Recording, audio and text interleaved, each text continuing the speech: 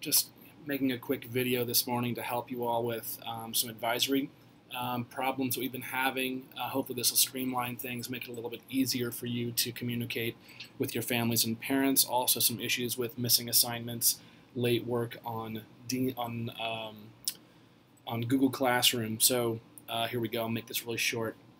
So first off, this is your Dean's List homepage. Easiest way I've found to be able to communicate data for your students is to go up here to your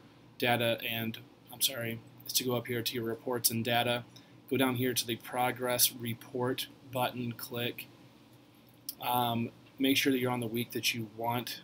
On roster, scroll down until you find your advisory. They've actually got them listed out nicely, which is great. As soon as you do, it'll pop up a report card generation. Now, you don't have to print or email these, but what I've been doing is screenshotting this page of the progress report and texting it or emailing it to parents on Mondays, Tuesdays, Wednesdays, Thursdays, just trying to get parents an idea of what's happening. Once again, really important why we need to get your attendance in and accurate every day. So make sure that you're doing that.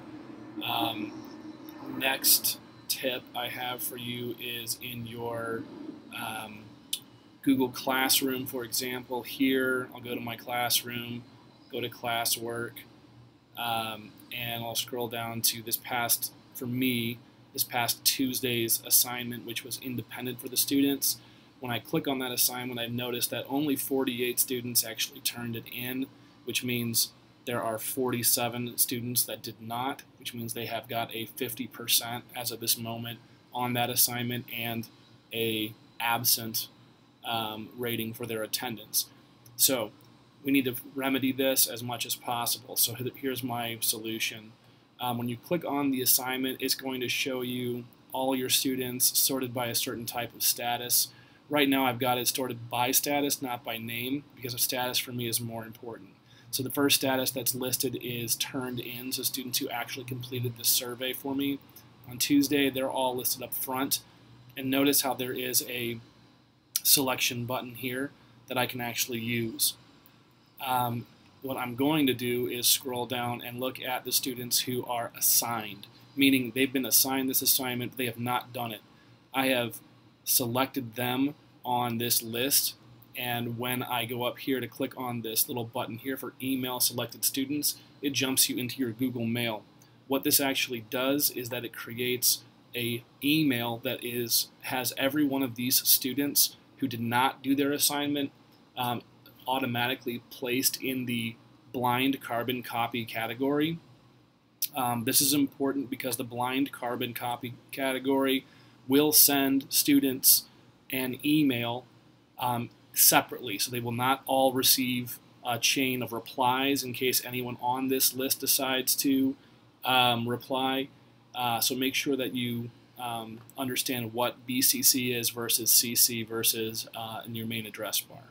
Moving on, it automatically generates the assignment name for the assignment that the students are missing. I've included a message here that states this is why you're getting this email. It's because you failed to complete your independent practice assignment for Tuesday. I list the assignment name again. I want to give the rationale for why this is important, because independent work is as important as a live class, so you must complete it before next Tuesday, a week from the date that it was due, or the day that it was assigned, to earn up to 75% credit of the 100 possible points. I've included a reminder of our grading scale, or not grading scale, but our value, why these things are equivalent each one of these days.